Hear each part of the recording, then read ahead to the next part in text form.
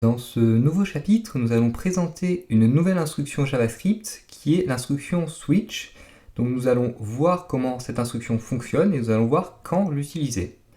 Donc parfois, dans vos conditions, vous voudrez pouvoir dissocier de nombreux cas afin de traiter chacun d'entre eux différemment. Donc par exemple, on peut imaginer renvoyer un message différent à des élèves selon la note obtenue par ceux-ci à un test. Pour faire cela, donc on peut bien évidemment toujours utiliser un if, else, if, else. Cependant, il va parfois être plus judicieux d'utiliser une instruction de type switch. Alors le switch est semblable à une condition dans laquelle on va pouvoir générer autant d'issues que l'on souhaite. Donc les issues sont appelées des cases dans le cas du switch. Alors attention cependant à une limitation importante du switch, cette instruction ne peut tester que l'égalité des valeurs et non pas l'inégalité, donc on va voir ce que cela signifie dans un exemple immédiatement. Donc imaginons que l'on souhaite renvoyer un message différent pour chaque heure entre 8h et 12h. Donc pour cela, on va déjà avoir besoin d'une variable heure et on va ensuite switcher sur cette variable heure, sur le contenu de cette variable heure. Donc je vous invite à récupérer votre éditeur de texte immédiatement ici. Donc on crée notre première variable heure dans laquelle on stocke par exemple la valeur 10, comme ceci. Et donc ensuite, on va switcher sur le contenu de cette variable heure. Donc switch entre parenthèses, donc heure, donc retenez bien la syntaxe une nouvelle fois, et ensuite comme ceci, donc c'est un petit peu comme les conditions, véritablement la syntaxe ressemble à celle des conditions, et c'est ensuite que ça va changer. Donc dans le cas du switch, je vous l'ai dit, on utilise des cases, donc pour chaque valeur que l'on souhaite traiter.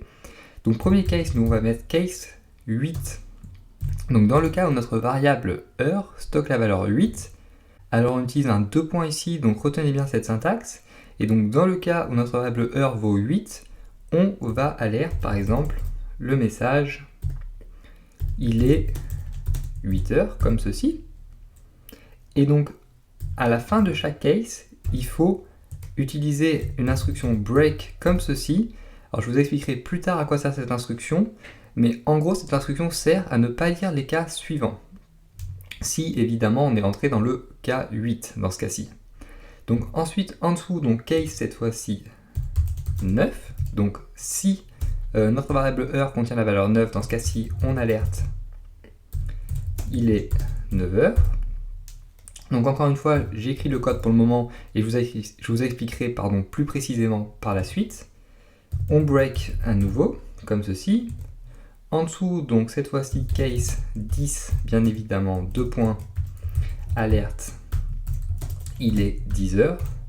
Et on va faire pareil donc avec 11 et 12. Donc on break, case 11, 2 points, on alerte, il est 11h. Hop, comme ceci, on break à nouveau.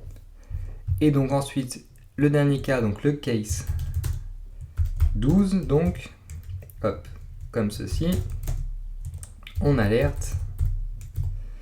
Cette fois-ci, donc, il est 12h. On break pour la dernière fois. Et donc, il faut également ajouter un cas par défaut dans le switch. Donc, ce cas par défaut donc, correspond un petit peu, si vous voulez, au else d'un if, else, if, else. Donc, il va traiter tous les autres cas. Donc, default, 2 points. Et cette fois-ci, on alerte. Donc, rien à afficher, par exemple, pour cette valeur.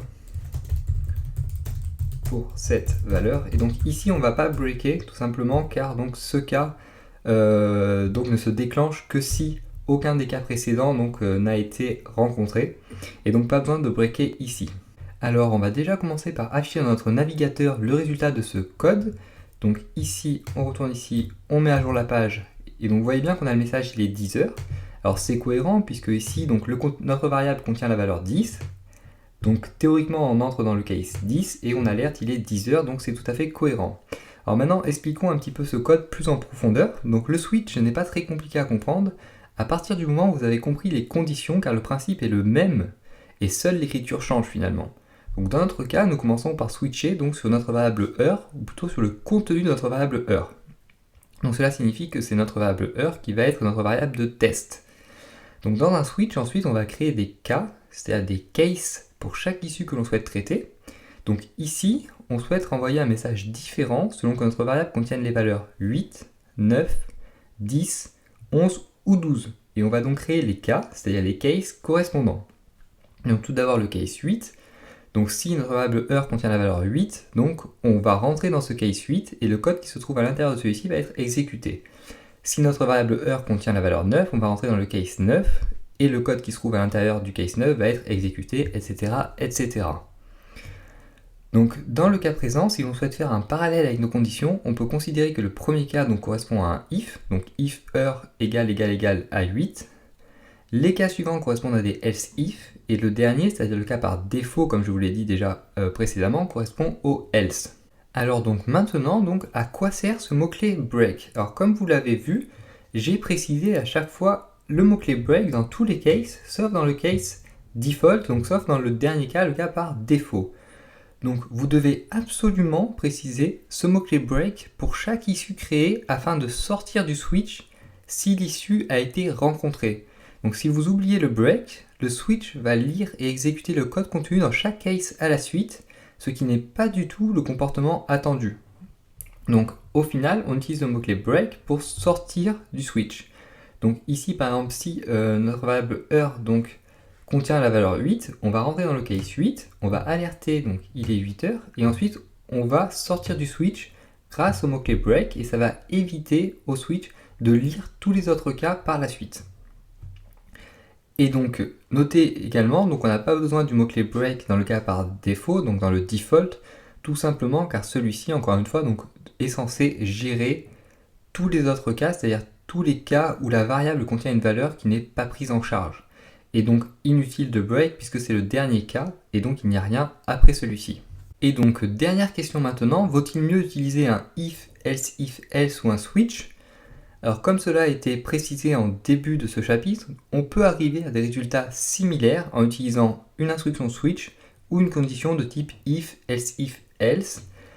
Alors cependant, si les issues sont nombreuses et si vous ne souhaitez tester que l'égalité de valeurs, je le répète donc uniquement pour l'égalité de valeurs, le switch peut être préféré à une condition classique, tout simplement car ça va être un petit peu plus court à écrire et car cela va être plus lisible et plus clair dans le code de manière générale. Donc encore une fois, c'est à vous d'analyser chaque cas et donc de prendre la bonne décision. Mais donc si vous souhaitez tester que l'égalité et que vous avez beaucoup de cas à gérer, un switch peut être préférable à une instruction if, else.